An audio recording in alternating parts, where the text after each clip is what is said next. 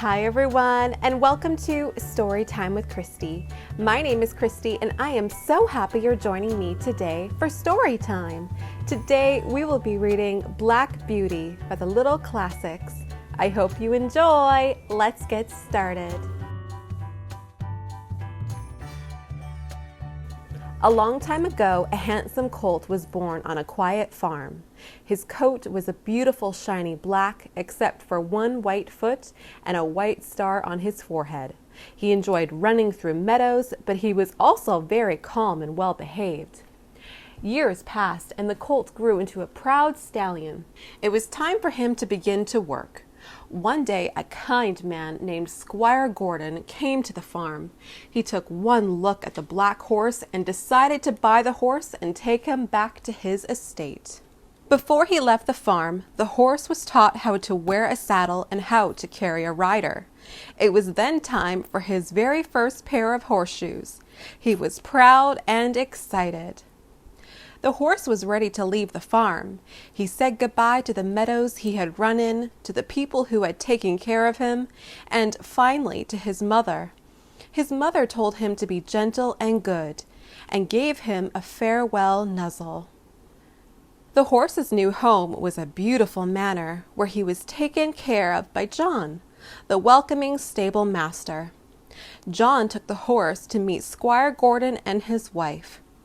Mrs. Gordon admired the horse's lovely coat and decided to name him Black Beauty.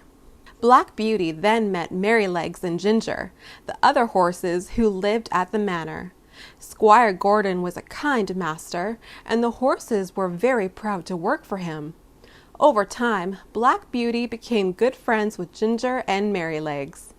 A few years later, John woke Black Beauty in the middle of the night. Mrs. Gordon was very sick. Black Beauty was Squire Gordon's fastest horse, and so he needed John to ride Black Beauty and get the doctor. Worried for his mistress, Black Beauty galloped by the light of the moon as fast as he could. He had never galloped so long and so hard in his life. When they arrived at the doctor's, John told the doctor all about Mrs. Gordon's condition. It was quite serious, and the doctor said he needed to see Mrs. Gordon right away. The doctor took Black Beauty, and once again Black Beauty galloped as fast as he could. Black Beauty was proud to have helped his mistress, but the next day he was exhausted. Squire Gordon thanked Black Beauty for working so hard, and Black Beauty rested for a whole week. Tom, a stable boy who was very fond of Black Beauty, took good care of him. Sadly, Mrs. Gordon was still sick, and so Squire Gordon decided to move somewhere warmer. Black Beauty pulled their carriage to the train station and was very sad to watch them leave. Black Beauty and Ginger were sold to an old woman who was not nearly as nice as the Gordons. She did not trust her horses, and so she made sure their reins were as short as possible. It was harder to pull their carriage with shorter reins, but Black Beauty proudly did his best. Black Beauty found himself at a horse sale. Men came by and examined each horse. Black Beauty stood tall, looking as strong as ever. Soon a businessman came by. He had some goods he needed moved, and no horse to do it. Black Beauty was proud of his strength, and so he worked hard hauling the businessman's goods. But it was only a short job, and soon Black Beauty was to be sold again. At the next horse sale, Black Beauty caught the eye of a kind man named Jerry.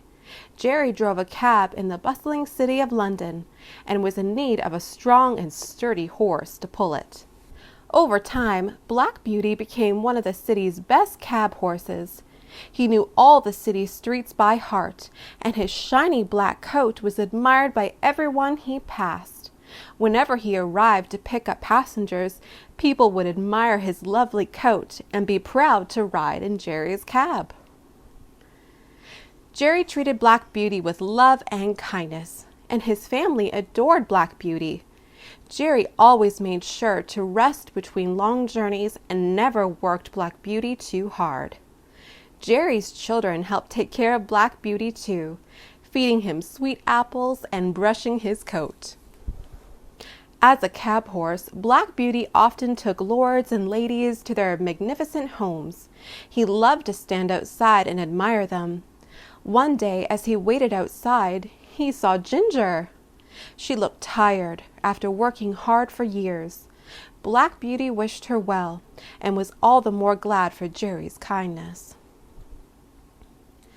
One day, Black Beauty and Jerry were asked to pick up a very inconsiderate gentleman. The gentleman told Jerry he was about to leave many times, but never left, and so Jerry waited in the snow for hours. The next day, Jerry was very sick. Because of his poor health, Jerry could no longer work as a cab driver. He was very sad to say goodbye to Black Beauty. Black Beauty's next owner worked him very hard. His owner loaded more than what could fit in the cart and whipped Black Beauty if he stumbled and made anything fall out. Eventually, even strong and proud Black Beauty could not work so hard, and he was again put up for sale. Standing at the horse sale, Black Beauty saw a familiar face. It was Tom, the young stable boy who had worked for Squire Gordon many years ago. He was all grown up with a family and farm of his very own. Remembering what a good horse Black Beauty had been, Tom took Black Beauty back to his farm. After years of hard work, Black Beauty was free to spend the rest of his days frolicking through meadows, just as he had done as a young colt. The end. If you enjoy our videos, click on the like button and subscribe to our channel. We will have more videos available for you to watch very soon. Thanks for joining me. Till next time, bye for now.